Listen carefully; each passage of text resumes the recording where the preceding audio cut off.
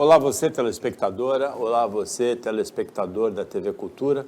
A partir de agora você acompanha a edição desta terça-feira, 14 de março, do Opinião Litoral.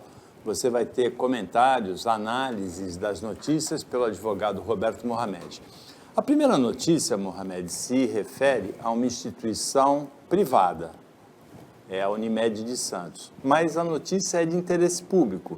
A dificuldade da Unimed de Santos é de interesse público, primeiro, porque ela tem um grande número de usuários. E segundo, porque ela é um orgulho da região, ela é pioneira nesse modelo de assistência de saúde no Brasil, cooperativa de médicos.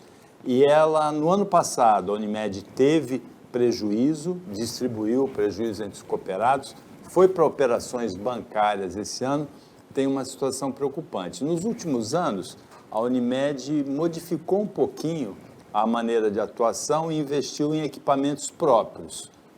E ela enfrenta a concorrência de outros planos de saúde com vantagem até agora, mas a situação é preocupante. Você entende, Mohamed, que ela deve passar por uma auditoria contábil, deve passar por uma auditoria operacional também? Boa tarde.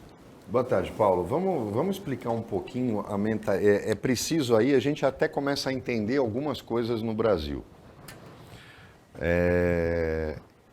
A diferença não existe diferença nenhuma entre o que acontece na Unimed e o que eu vou falar na Unimed Santos e, por exemplo, o que aconteceu no Portos, fundo de pensão dos portuários, nas administradoras de consórcio que historicamente foram quebradas. O Brasil tem uma mentalidade, e o judiciário é culpado disso, e o Ministério Público também, porque eu ouvi de uma promotora que não era problema dela, quando nós, eu era advogado da Federação Nacional dos Portuários e fizemos uma representação criminal na Procuradoria da República, no Rio de Janeiro, em relação ao que acontecia no Porto. Quer dizer, eu não entendo, né? Os promotores, o Ministério Público se preocupa com o emissário submarino, porque os coliformes fecais podem entrar em extinção, mas dizia que os portuários não eram problema dela, mesmo sendo aproximadamente 15 mil participantes que foram roubados por bandidos que foram administradores do porto. A mesma coisa acontece na Unimed Guarujá, como aconteceu na Unimed Paulistana. A Unimed Paulistana foi vítima de canalhas, ladrões, bandidos, alguns médicos, mas também tem médico bandido, como tem advogado bandido, juiz bandido, isso tem. Mas é inacreditável como a cultura da impunidade faz com que o crime compense e esses caras nunca pagam o preço. Há uns 10 anos atrás, acho que faz mais ou menos isso, houve uma assembleia da Unimed, a Unimed Guarujá passava por dificuldades. E a Unimed Santos fez uma assembleia porque queria comprar a Unimed Guarujá por 8 milhões. Aí o nosso querido Arnaldo Haddad, que era um dos nossos comentaristas e nosso querido amigo, questionou na Assembleia o seguinte, falou, peraí, mas se a Unimed Guarujá quebrar, para onde vão todos os cooperados dela, de graça? Para nós. Falou, então para que eu vou colocar 8 milhões do nosso patrimônio lá? Isso explica o que acontece hoje.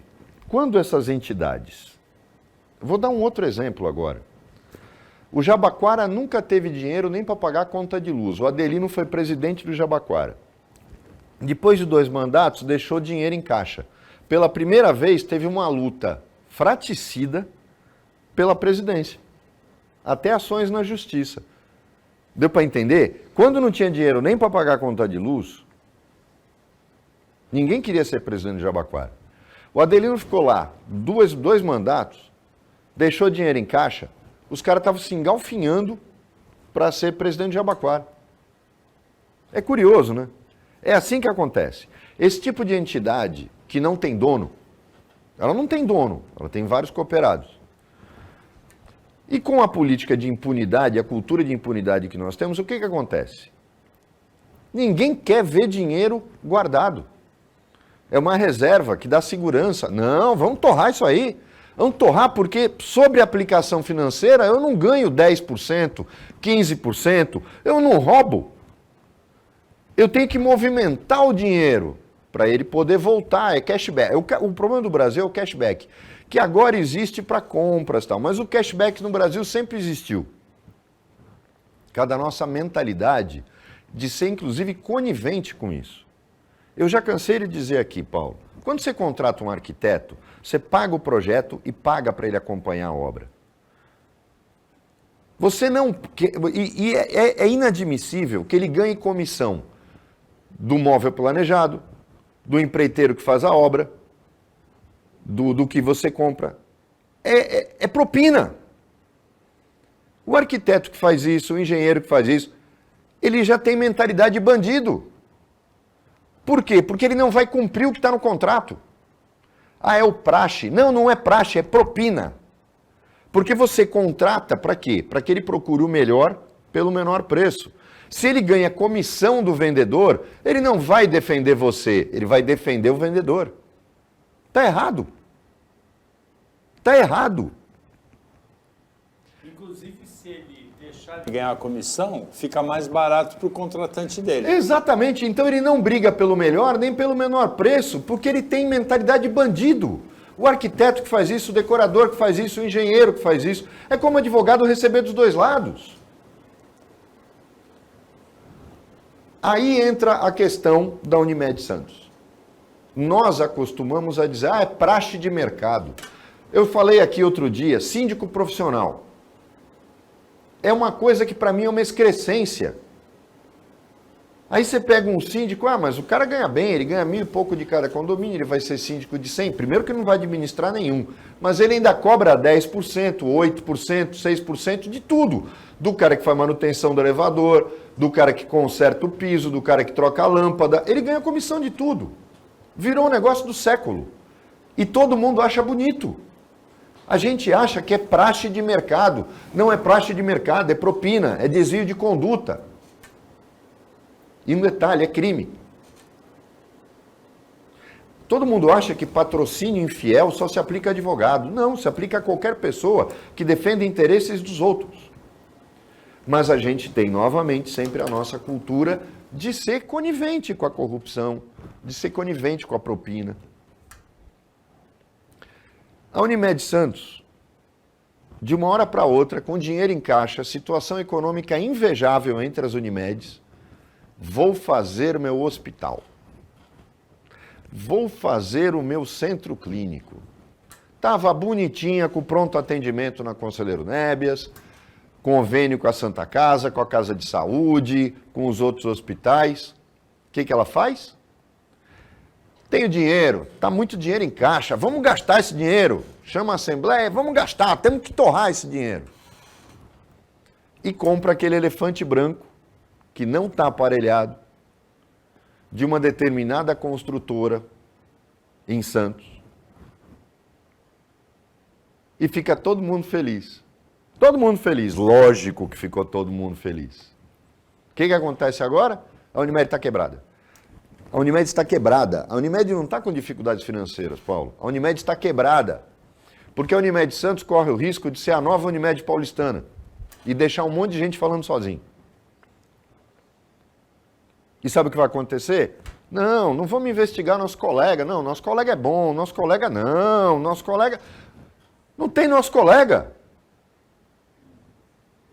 O que os cooperados têm que fazer é imediatamente, procurar o Ministério Público.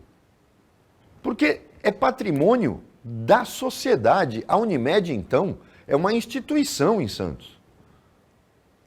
Tem que apurar o que aconteceu. Ah, não, é má gestão. Eu sempre disse que o bandido e o mau gestor são iguais, na consequência. E a gente tem que parar de ser conivente. Agora, prejudica toda a classe médica que é cooperada, prejudica toda a população que tem os planos de saúde da Unimed que não está conseguindo serviço. Aí o que acontece? A Unimed está sendo acionada na justiça porque não está prestando serviços básicos, está negando exame desnecessariamente. Eu acho inconcebível uma cooperativa médica gastar mais dinheiro com advogado do que com médico. Tem alguma coisa errada na administração. Ah, não, o que quebrou a Unimed foi a pandemia. Não, não foi. Foi o prédio. Ah, o que quebrou a Unimed foram as liminares na justiça. Não, foi a má administração, foi a falta de inteligência. Tem que apurar. E eu acho que o Ministério Público não pode ser omisso. Porque há interesse difuso e coletivo. Ah, é só dos participantes? É só dos cooperados? Não. É de todo mundo. É isso, Paulo. Já que a gente falou da Unimed em dificuldades financeiras, vamos falar também do Silicon Valley Bank nos Estados Unidos, na Califórnia.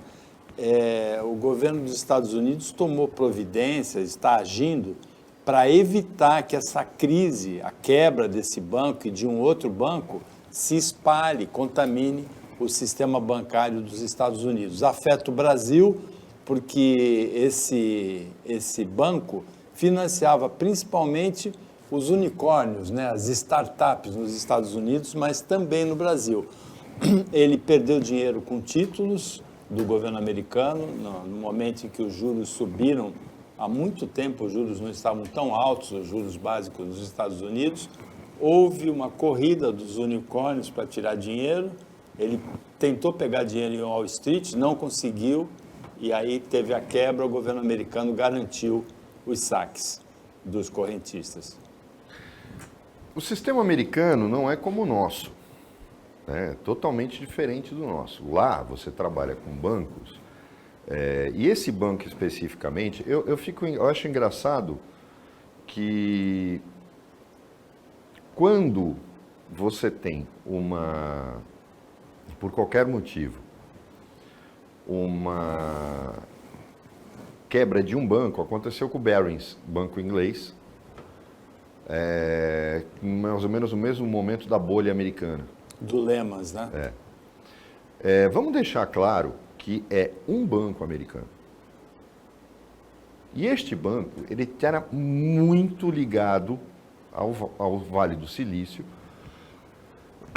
que tem uma característica. São empresas, o Paulo usou a expressão unicórnio, são empresas, por exemplo, o Facebook, ele ganha e perde valor no mercado, ganha e perde valor no mercado. O que ninguém fala é quanto o Facebook distribui de dividendos para os seus acionistas.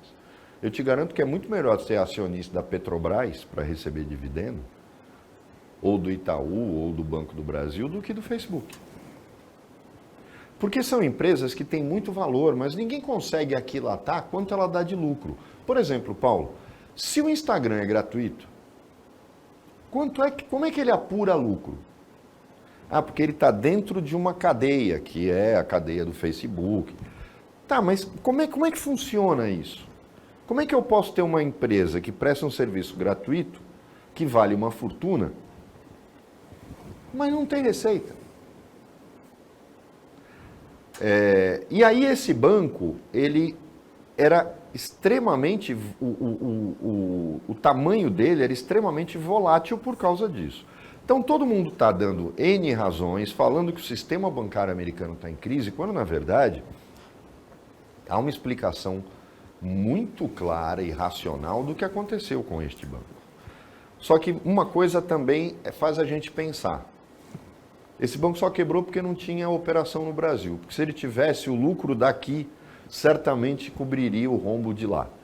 Porque é inacreditável o lucro dos bancos brasileiros. E puxando essa sua colocação, a gente está vendo, eu falei aqui outro dia da questão do Bradesco, né, que o Bradesco parece que está na missa de sétimo dia já, porque está fechando uma agência atrás da outra. Na verdade, é uma política de um banco que já foi criado no sentido de desprezar e enganar o seu cliente. Né? O Bradesco está fechando uma agência atrás da outra, você entra nas agências que sobraram enormes, com pouquíssimos funcionários, porque o Bradesco quer ser 100% digital e só fazer negócio. Ele não quer mais ser banco, ele não está nem aí para os seus correntistas. E os aposentados, por isso que, inclusive, Paulo, vou falar uma coisa aqui, eu acho que chegou a hora, ainda mais num governo como o do PT, de se reestudar esta forma de pagamento de aposentadorias e pensões que o INSS tem. Porque é inacreditável como os aposentados sofrem. Porque exige-se que eles vão receber o seu benefício. E agora, por exemplo, o Bradesco acabou de fechar a agência dele de Cotia e jogou todos os aposentados e pensionistas que recebiam benefício para uma agência a 14 quilômetros, que já é lotada. Então, você imagine a falta de respeito. A pessoa tem que escolher, ela pode escolher, e isso é uma coisa tão simples para qualquer empregador. Por que o INSS não permite que o aposentado escolha o banco onde ele quer receber? O INSS é que escolhe, porque na verdade é toda uma máfia que toma conta disso e manda no governo. O Opinião Litoral volta e depois do intervalo a gente analisa o entrave ao fechamento do Rodoanel. Só vai ser anel se fechar, falta um trecho que está para ser licitado, para ser, na verdade, leiloado. Depois do intervalo.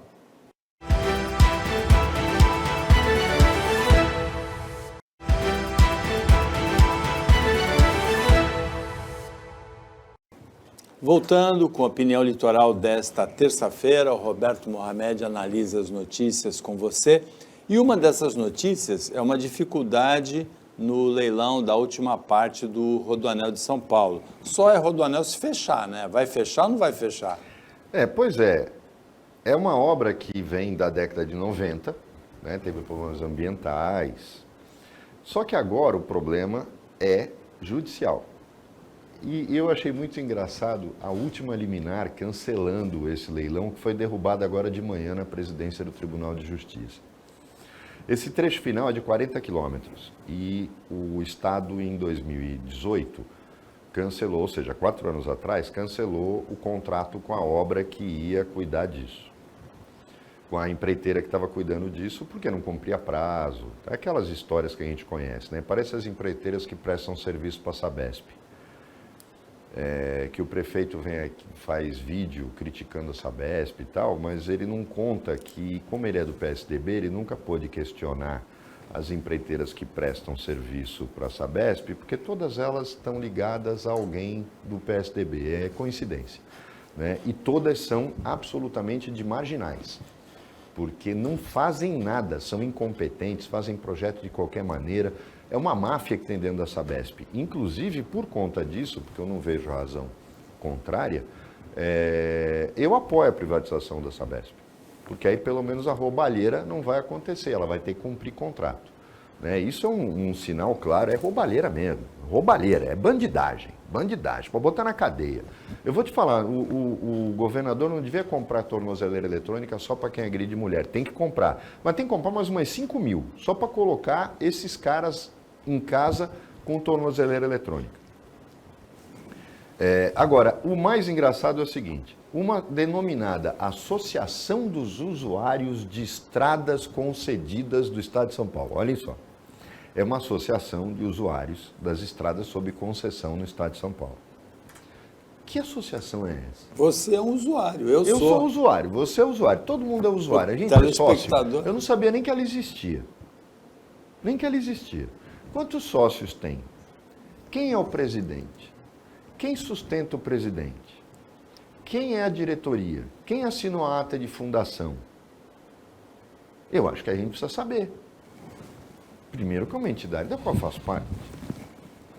Ou não? Eu quero entrar de sócio. Eu quero votar para presidente dela. E aí? Quem é? Quem é o cara? Só que esse cara, de uma associação que ninguém conhece, mas ele se diz associação que defende os interesses da sociedade civil organizada, entra com uma liminar, o juiz, sem questionar a legitimidade ativa da liminar, porque faltou audiência pública para mudar de concessão para leilão. Ô cara pálida. E o pior é que teve, o governo derrubou a liminar de manhã porque mostrou que teve duas, que o presidente dessa associação, a gente precisa descobrir quem é. Botar a fotinho dele aqui. O presidente dessa associação não foi. Qual o interesse que ele está defendendo? Quem é que põe dinheirinho na conta para poder entrar com esse tipo de ação? Quem pagou o advogado? Então, o que me causa espanto não é a gente esperar 4 anos para que esse leilão possa dar um destino final para uma obra que vai beneficiar toda a sociedade. O que me causa espanto é um juiz dar uma liminar para uma instituição qualquer que não prova absolutamente nada e uma decisão dele que afeta a vida de todo mundo. Eu acho que a gente tem que começar a ter um pouco mais de juízo. É isso que eu cobro do judiciário. Agora, Mohamed, vamos para o que interessa, ou melhor, para o que não interessa. A Controladoria Geral da União quebrou o sigilo do cartão de vacinação do Bolsonaro, do ex-presidente Jair Bolsonaro. A quem interessa saber se ele se vacinou ou não? Ninguém. Os bolsonaristas sabem que ele tomou a vacina. Sabem? Você tem certeza que ele tomou a vacina? Sabem. Ele tomou a vacina. Mas veja, ele foi para os Estados Unidos? Não, o Bolsonaro é valentão. O Bolsonaro é valentão de internet. O Bolsonaro é valentão de internet. Eu acho que eu nunca usei a expressão que eu vou usar agora. O Bolsonaro é o típico bunda mole. Ele posa de macho, faz pose com tirinho e tal. E é um bunda mole. Está escondido lá em Miami, atrás do Pateta. Ele fica atrás do Pateta, atrás do Mickey, atrás do Donald. Ele tinha que estar aqui. Ele não é o mito da oposição? Não, ele é um bunda mole. Tem 3 filhos idiotas. Um bando de seguidores que acham que isso é mito. Eu quero que se dane se ele está lá na carteira de vacinação. O que eu queria saber, Paulo, é por que não se foi fundo na questão do cartão corporativo. E eu vou responder. Porque o do Lula é pior. Porque o cartão do Lula é pior que o do Bolsonaro. Então é melhor abafar. Uma outra coisa que eu estou muito curioso, tirando essa posição escandalosa que o Kim Kataguiri tem usado, apresentando projeto que já existe ou contra bobagens, como a gente já falou aqui, a Adriana Ventura do Novo, ficam questionando tudo. Independente dessa bobagem toda, tem uma coisa que está me deixando encafifado, Paulo. E aí eu vou ser o apresentador, mas dessa vez eu quero sua opinião. Tem alguma coisa errada, porque o PT sempre baseou a sua história até 2002 nas CPIs. Sempre defendeu as CPIs. A partir de 2003, o PT aprendeu que CPI é um problema. Você sabe como começa, mas não faz ideia de como ela termina. Mas quando eu tenho na faca e o queijo na mão para destruir meu adversário, por que eu não quero a abertura da CPI de 8 de janeiro? Por que o governo está fazendo de tudo para não abrir a CPMI, que é uma comissão parlamentar de inquérito mista, Senado e Câmara, para investigar o que aconteceu dia 8 de janeiro? Primeiro todo mundo ficou indignado, mas eu estou preocupado com isso. Falei, peraí, mas por que a vítima, é mais ou menos como a vítima não querer que se investigue o crime que contra ela foi cometido? Está estranho. As teorias que a gente pode supor que expliquem essa rejeição do governo à CPI mista, uma delas é essa teoria da conspiração de infiltrados. Eu não acredito nisso. Eu acho as pessoas que eu conheço pessoalmente até que participaram disso são bolsonaristas, não são petistas. Agora, sempre existe a possibilidade de que houvesse infiltrados lá. Me parece que existe a possibilidade de constatação de omissão intencional de algumas autoridades do governo federal na repressão imediata daqueles fatos. E tem ainda também o possível comprometimento de militares de alta patente, né? Aí então entra, se você apurar o comprometimento dos militares, você vai poder se livrar deles. Segundo, Porque tem alguma coisa que começa hoje a transparecer, fica aquela pergunta. Porque o Supremo está pronto, foi totalmente reformado, a Câmara e o Senado estão prontos, já reformaram tudo, e o Palácio também. Obras de arte foram perdidas, e isso é incalculável. Algumas restauradas. O valor, algumas foram restauradas, mas algumas não tem jeito. Mas o prejuízo material, logístico, ou seja, os prédios, estão todos arrumados já, em tempo recorde. Porque não falta dinheiro. Aí fica aquela pergunta. Será que houve essa omissão e essa omissão era para deixar acontecer, para justamente ir para cima e mostrar-se como vítima? Não sei. Mas é uma pergunta que a gente não consegue responder. Vai dizer, mas é que a gente não quer desviar a atenção dos projetos que estão... Que projeto? Que projeto relevante? A reforma tributária não foi mandada ainda. O marco fiscal novo também não foi mandado ainda para o Congresso. A mudança da lei das estatais, o Congresso enterra, o Supremo resolve, porque parece que é o que já está acontecendo. Qual o problema de ter uma CPMI? Se, na verdade, essa CPMI ia acabar colocando nos holofotes quem apoiava o outro governo e é inimigo da democracia. Então, eu não consigo entender essa dedicação do governo. Dedicação.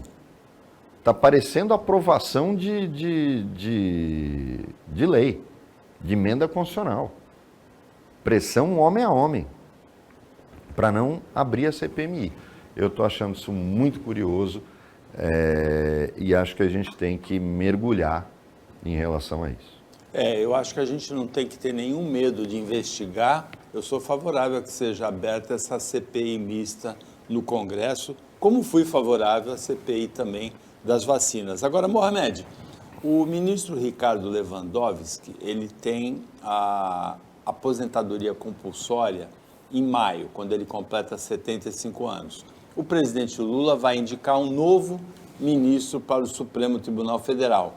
Existe um aparato enorme de entidades mobilizadas em torno de uma ou outra candidatura. É um assunto bastante polêmico que vai render muita coisa até maio. Inclusive o próprio Ricardo Lewandowski tem um candidato para a vaga dele, mas entidades defendem que seja uma mulher, outras entidades defendem que seja uma mulher negra, e o presidente Lula tem uma quedinha, como ele já indicou, como o PT indicou o Toffoli, agora para indicar o Cristiano Zanin, que tem uma rejeição por ter sido advogado dele. Eu acho que, na verdade, uma das poucas coisas que eu tenho concordado com o Kim Kataguiri. É um tapa na cara da sociedade. Eu não estou questionando competência ou não do Zanin. Mas eu acho que da mesma forma como aconteceu com o Toffoli, com o André Mendonça, com o Cássio Nunes, veja bem o que eu estou falando. E o próprio Lewandowski. Estou falando de gente que foi indicada pelo Bolsonaro e pelo PT. Não tem distinção. Nenhum deles podia estar no Supremo. Mas por quê? Não tem currículo? Pode até ter. Mas tinha muita gente com muito mais preparo, equilíbrio e requisitos para o Supremo Tribunal Federal do que eles. Então, a vaga não era deles. É simples, Paulo. É simples assim. Quando a gente vê... Eu vou agora colocar, porque as pessoas às vezes têm uns questionamentos. O Alexandre de Moraes é um dos maiores constitucionalistas do Brasil. Falo isso como ex-aluno dele. Não se questiona, no caso do Alexandre de Moraes, você pode questionar os atos dele como ministro. Já cansei de dizer aqui que acho que ele exagerou em muita coisa. Mas poucos têm o currículo que o Alexandre de Moraes tem para ser ministro do Supremo Tribunal Federal. Portanto, a escolha do Temer foi corretíssima. E em relação ao direito, eu não esperaria outra coisa do Temer. Alexandre de Moraes... Michel Temer também é um Sim, constitucionalista, né? e acho que por isso ele escolheu o Alexandre de Moraes. O Alexandre de Moraes tem currículo e está no Supremo Tribunal Federal com currículo suficiente para ser ministro da Corte Constitucional. Não vejo isso no André Moura, no André Mendonça, não vejo isso no Cássio Nunes. E eu disse aqui, o Lewandowski é ministro do Supremo a pedido do dono de uma churrascaria em São Bernardo do Campo. E o Toffoli também. O Toffoli é um outro exemplo, mas o Toffoli se revelou uma grata surpresa, eu acabei mordendo a língua. Eu achei que o Toffoli era uma nomeação, e acho que um dos argumentos que era usado contra ele era ridículo, que era o de que ele tentou a magistratura e não passou no concurso. Não quer dizer nada, porque Tribunal Superior é uma outra história. E a ideia do quinto constitucional nos tribunais também é uma outra coisa. Eu vejo muita gente ser contra, falar bobagem. Falar, a forma como a escolha é feita está errada. Mas o quinto constitucional, a ideia é boa, que é levar a advocacia e o Ministério Público para os tribunais recursais. A primeira instância é feita por concursados. Mas os graus de recurso têm que ter a visão dos outros. A ideia do quinto constitucional não está errada. No caso do Supremo, ele não é quinto constitucional, ele é todo de livre nomeação. Só que o que se espera de um ministro do Supremo é pleno conhecimento do que ele está fazendo, do direito constitucional ou de uma determinada área de especialização. E se espera dele neutralidade. É óbvio que com esse sistema de nomeação do jeito que é, e com um Senado fazendo o tipo de sabatina que faz, a gente tem outras coisas lá. Mas a ideia do Supremo foi desrespeitada, mas aí é que está. E olha, você vê como é curioso, Paulo. Quando o Lula nomeou, fez 3 nomeações, 2 não eram amigos dele. Ele escolheu pelo currículo. O Joaquim e aquele que citava muito Olavo Bilac, cita até hoje. Esqueci o nome dele. Só que aí no Lewandowski pisou na bola. Não é o Aires Brito. O Aires Brito. É preciso que a gente entenda o que é ser ministro do Supremo. Quando eu baixo a régua, eu corro um sério risco. E não importa se hoje eu estou no poder ou amanhã. Eu estou fora.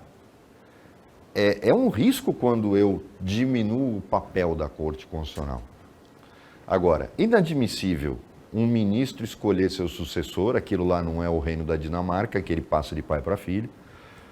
É inadmissível a escolha do Lula por um motivo simples. É legal? É. O Zanin é um advogado de altíssimo nível? É. Eticamente é recomendável? Não. Tinha uma piadinha de um negócio de vídeo no TikTok ainda, o Felipe brinca muito com isso, em que, quando estava aquele negócio das pessoas postando durante a pandemia, ela falava assim, quer postar? Posta. É de bom tom? Não. Falei, então, é a mesma coisa. Quer nomear o Zanin? Nomeia. É de bom tom? Não. Essa é a questão. O Carlos Aires Brito talvez seja o ex-ministro do Supremo com o texto mais brilhante, né? Realmente um intelectual, os textos dele são primorosos, né? Eu comparo muito o Aires Brito ao Mozar Costa de Oliveira, que foi daqui de Santos, foi desembargador do Tribunal de Justiça e juiz de uma das varas da Fazenda aqui em Santos. Dr. Mozar, inclusive eu guardo com carinho o elogio que ele fez ao meu discurso. Eu fui orador da minha turma na faculdade e ele elogiou muito o discurso, e aquilo foi um dos maiores elogios que eu recebi na minha vida. Dr. Mozar era pontiano, ele era um admirador e um seguidor de Ponte de Miranda. As sentenças do Dr. Mozar, todo mundo falou, tinha que ter tempo para ler, porque eram extensas, mas eram absurdamente brilhantes. Além da técnica de redação que ele tinha, a forma de escrever que o Dr. Mozar tinha, era inacreditável como ele esgotava todo e qualquer argumento que havia no processo nas suas sentenças. E era uma coisa bonita de ver. Tudo bem que tergiversava, mas eram obras-primas, que infelizmente hoje a gente vê juiz fazendo até sentença de homologação sem seguir a regra mínima de vontade. Parece que está com mau humor e não quer trabalhar. Quer dizer, nem homologação estão sabendo fazer.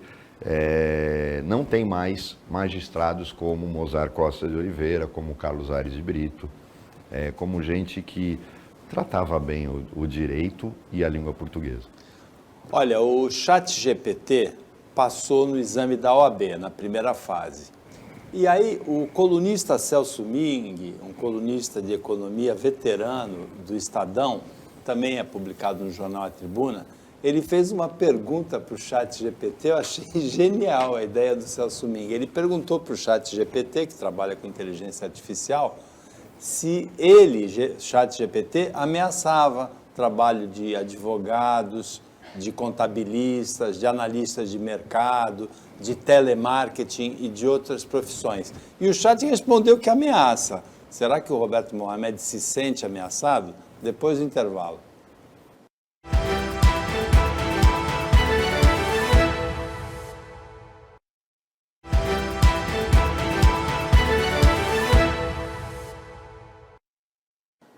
Voltando com Opinião Litoral, agora é o último bloco, o Roberto Mohamed está analisando notícias muito interessantes nesta terça-feira com você. E uma dessas notícias, a gente não sabe se o Mohamed perdeu o sono ou não, porque o ChatGPT, que trabalha com inteligência artificial, respondeu para o colunista Celso Ming que ameaça, sim, o trabalho de advogado, de contabilista, de analista de mercado, de operador de telemarketing. Você perdeu o sono, Mohamed? Nem um pouco. Ele passou no exame da OAB, o Chat. Porra, e daí? Ele passou no exame da OAB na primeira fase, eu quero ver ele passar na segunda. Sabe o que é? Eu sou um cara muito avesso a determinadas coisas. Eu ainda sou aquele cara que gosta de ler papel. Deixa o pessoal do meu escritório doido.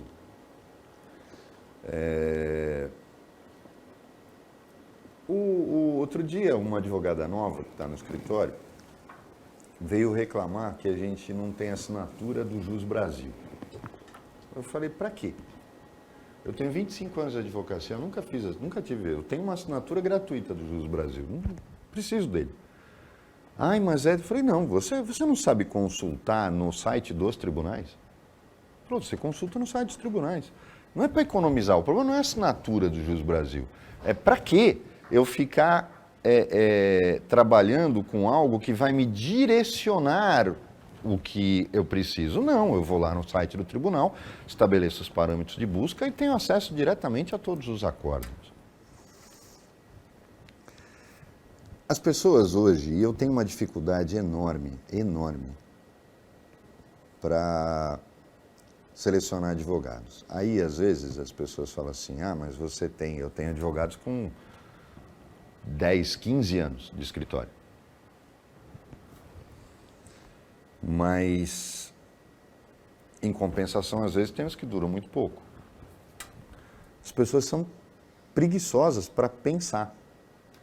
Hoje está muito difícil arrumar bons profissionais. Eu conversava com alguns colegas por conta disso. E aí eu tomei uma decisão no escritório, eu estabeleci uma régua mínima de idade.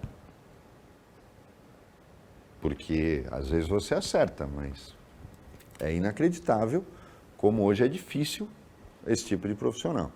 E eu me lembro, Paulo, que há um tempo atrás, um cliente meu que é dono de uma empresa que faz gerenciamento de engenharia, eles são contratados para, como a gente contrata um arquiteto para gerenciar a reforma do banheiro, eles faziam o gerenciamento de obras para grandes empresas. Uma empresa de São Paulo, que fez a fábrica da Mercedes, a fábrica da Caoa, eles fazem todo o gerenciamento, contratam o projeto, gerenciam a obra e ganham para isso. E ele concorda plenamente comigo que receber comissão de qualquer contratado é desvio de função. Isso é absurdo. Mas ele comentava, na época, que eles foram contratados por uma siderúrgica que agora terminou há pouco tempo no Espírito Santo, que ia ser construída, inclusive, quilômetros no mar.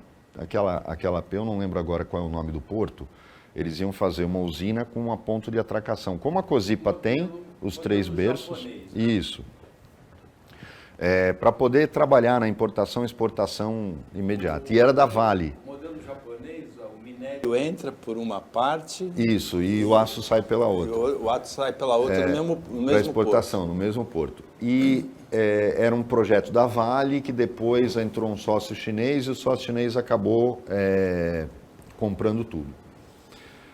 Eles tinham 500 vagas para engenheiros, 500. Para o processo de construção e para o funcionamento. E não conseguiam preencher 100. Por quê?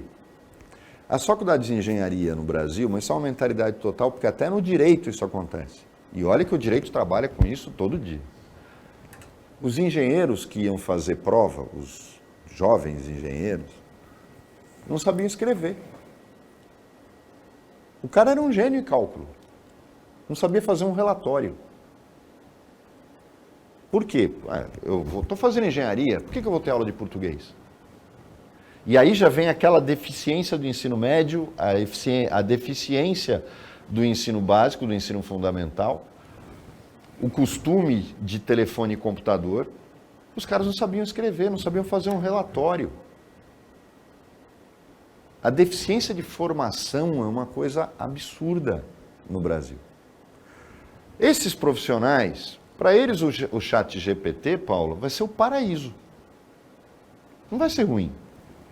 Vai ser o paraíso.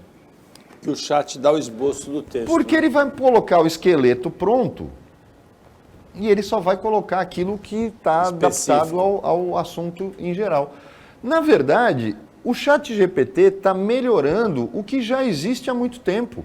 Na advocacia, por exemplo, essa pergunta do Celso Mink foi ridícula, porque antigamente, antes do advento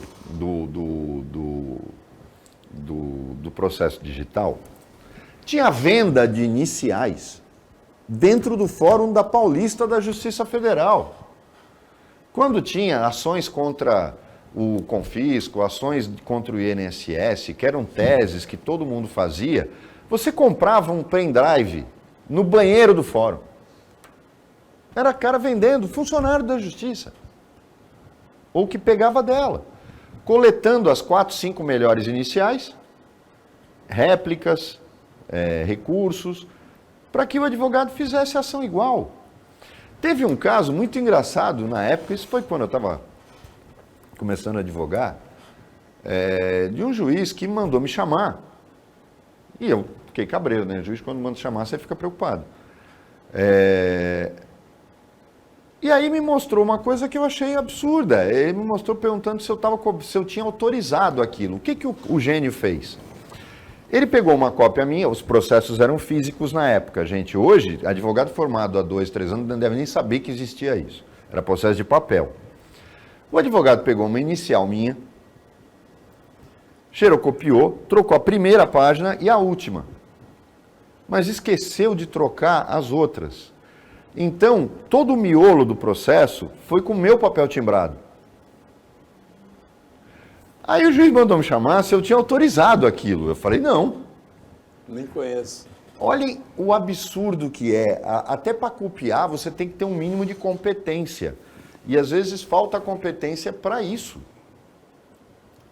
Então, a tecnologia, por exemplo, para mim, Paulo, não atrapalha. Ela vai melhorar a vida e vai encobrir as deficiências que o nosso sistema de ensino fundamental, médio e superior tem, infelizmente, porque as pessoas não acordam que o Brasil nunca vai passar do estágio de país do eterno futuro, que nunca chega, enquanto a gente não tiver boa formação. E problema da educação, eu canso de falar, Paulo, não é dinheiro, é competência.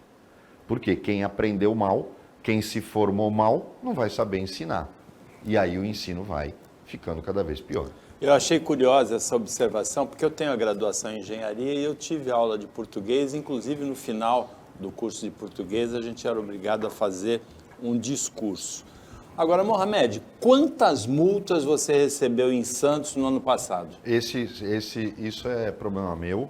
Eu não falo quantas multas. É sigiloso? É sigiloso, mas eu Agora, não preciso de decreto, mas isso é sigiloso. Agora, as multas em Santos foram quase 250 mil, mais de 249 mil multas de trânsito em 2022 e nós estamos falando aí de 95% da CET e 5% da polícia. E a maior parte é de velocidade acima da permitida. A segunda infração mais comum é estacionamento irregular. Então vamos para o estacionamento irregular. Isso para mim é criminoso. Seu Fifi, inclusive você sabia que agora o pessoal fala que os semáforos de Santos são fifantes. Eles não são piscantes quando eles quebram, e quebram toda hora. Porque é tudo xing-ling, né? O Fifi ele fica bravo. Quando você faz programa com o Fifi, a gente faz programa com ele desde o tempo do Beto, ele fica invocado. Você fez alguma crítica, o Fifi briga. Então, a gente se dá muito bem, mas eu faço programa com ele, é um bloco brigando e um bloco na boa, aí um bloco brigando. Se for ímpar, normalmente são 2 brigando e 1 na boa. Porque o Fifi não gosta de crítica. É extremamente capaz. Mas, Fifi, você precisava mandar todo mundo embora e começar de novo. Ou então pede para mudar. Porque depõe contra você. A CET é uma empresa que para mim não tem jeito. É uma empresa canalha, é uma empresa safada e é uma empresa que serve interesses próprios. Já começa por aquela história antiga dos assessores vagabundos que não apareciam para trabalhar. E ela já não prestava no tempo que chamava Demutran, Departamento Municipal de Trânsito. Eu vou dar um exemplo agora para vocês verem o que é armadilha. Ô, Davidson, bota a foto da Rainha do Embaré. Todo mundo sabe que é um lugar que eu gosto muito. Vocês estão vendo aqui no canto esquerdo da foto o estacionamento. Não tem como o carro ficar totalmente lá. Mas o estacionamento está homologado. A CET, porque se não tivesse, a CET tinha que ir lá e dizer, ó, não pode. Como uma roda fica na calçada ou um pedaço do carro fica na calçada, você parou ali, toma multa. Agora, eu acho que algum fiscal, agente da CET, mora no prédio do lado ou mora num prédio da frente, porque não é possível. Parou, toma multa. Aí, se tentou fazer na CET, vaga de estacionamento. Você tem uma padaria, você precisa de vaga de estacionamento. Aí fizeram, não dá para ver aqui, tem uma praça na confluência do Canal 4 com a São José. São José ou Castro Alves, eu não lembro qual é o nome da rua. Castro Alves. Castro Alves. Fizeram 2 vagas e pintaram uma faixa onde seria a terceira, que eu também não entendi. E tem uma faixa de segurança que dá um caminhão Scania nela. Eu não sei por que a faixa de segurança é daquele tamanho. Na Avenida Paulista você entende, para caber as pessoas, mas ali no Canal 4 não. Quer dizer, a incompetência da CET, você nota que, na verdade, não é incompetência, é má fé, porque ela faz isso, porque assim ela multa. E numa prefeitura que não é amiga de negociante nenhum. Amigo, se você tem um açougue, se você tem um mini mercado, se você tem uma padaria, a prefeitura é tua inimiga, ela quer que você feche. Ela não quer que você prospere. Porque ela não senta. O prefeito de Santos, ele não é capaz, e não é só o Rogério. O chefe dele era assim, o Papa foi assim. O Papa, então, foi medíocre num monte de coisa. Eu cansei de falar, Paulo, você lembra? Eu falava, pô, chama os motoristas de táxi. Vamos montar um esquema, um subsídio ou acordo, para baixar o preço, para incentivar as pessoas a deixar o carro na garagem. Mas não, ninguém consegue botar a cidade para funcionar. Eu cantei aqui, quantas vezes você faz monta um centro histórico, um projeto para o centro histórico que o Papa fez, aí vem o Paulo, coloca um secretário de turismo que diz que é para ser responsável por um projeto de revitalização do centro baseado em vida noturna, que é a favor do toque de recolher às 10 da noite. Ah, porque assim eu posso dormir cedo. Mohamed, se o valor médio da multa em Santos for de R$ 200, dá uma arrecadação de 50 milhões de reais de multas por ano. Para uma empresa que só serve a si mesma. Eu acho o seguinte, a empresa de trânsito, ela tem que ser educativa, coisa que a CET nunca foi, e a indústria de multas tem que ser muito bem explicada. Só que sabe quando algum vereador vai fazer isso? Eu vi o Furtado uma vez fazer, um ou outro, porque é incrível como esta Câmara de Vereadores não usa cueca. Eles não usam cueca, que é para facilitar na hora de arrear as calças. Eu tenho certeza que se chegar lá, tá de cueca? Não, nenhum deles está. Porque assim, quando eles arreiam as calças, fica mais bonito, fica mais fácil e rápido. Né? Porque a prefeitura manda lá dentro. Ninguém questiona. Todos fazem discurso. Agora, questionar a CET, que tem que explicar, primeiro, para onde vai o dinheiro. Segundo, por que tanta multa? Tem algum sentido? Eu vou agora fazer uma pergunta a você, telespectador, que dirige. Tem algum sentido o primeiro semáforo na chegada a Santos, quando você desce o viaduto, já tem logo um radar aí, você está vindo de uma estrada. Você está vindo de uma estrada e tem um semáforo. Para que o radar? Atropelamento? Que atropelamento? Tem semáforo com faixa de segurança. Quem coloca um radar ali é um cara preocupado com atropelamento? Não, é um safado. É um safado que coloca um radar ali. Aquele radar da entrada da cidade, depois que você passa o cemitério, a 50 km por hora naquela curva, ninguém atravessa ali. Aquele radar é para salvar vidas? Não. Quem colocou o radar ali é um safado. Mas tem uma escola ali, né? Não, não tem. A da escola é outro. É outro radar? É outro. O grande problema que a gente tem, a escola é na frente, é mais na frente. O de Maria Patrícia, né? É mais na frente. O grande problema em Santos é que ninguém explica isso. Aí quando eu chego para o Fifi e falo para ele, Fifi, na Senador Dantas com Canal 4, não pode se permitir curva de caminhão, porque é uma conversão à esquerda e vão caber 4 carros naquela pista. Chegou um caminhão para tudo, para o trânsito do Canal 4 e para o trânsito da Senador. Não, vou mandar alguém lá. Não é possível, pega teu carro, vai lá um dia. Você tem que fazer os caminhões irem lá na frente. Por que eles mandam na cidade? Pô, mas precisa fazer pós-graduação em Harvard para mandar um infeliz de um agente, um infeliz, lá tirar foto para mostrar para você do que eu estou falando? Que é uma ideia mínima para agilizar o trânsito, porque 6 carros numa ponte, no lugar de um caminhão, pô, só um imbecil não enxerga isso. Mas precisa fazer pós em Harvard para ir lá ver o que a gente fala. O Paulo me contava que cada vez que levava o Fifi no programa de rádio, o assunto era monopolizado. Todo mundo só falava de CET. Porque essa que é a verdade. A verdade é que você tem uma empresa que, ao invés de gerenciar trânsito, só se aproveita do erro. Vocês querem ver? Vamos imaginar que todo mundo andasse na velocidade máxima, estacionasse corretamente e não tivesse multa. A CET quebrava. A CET quebrava. E aí, talvez o investimento. Eu acho um absurdo a CET ter mais agente do que a Guarda Municipal. Numa cidade que tem segurança. E fora o fato de que a gente já questionou várias vezes por que as duas não trabalham juntas. Eu não estou dizendo para fundir. Mas por que você, por exemplo, chama um agente da CET, que para multar é bom, e fala para ele, olha, estão assaltando uma senhora lá. Ele vai olhar para a tua cara e vai continuar multando. Ele não vai ser capaz de pegar o rádio dele e pedir para acionar a Guarda Municipal. Então, é esse tipo de coisa que a gente questiona. Uma empresa que aplica 250 mil multas serve a quem e a quê?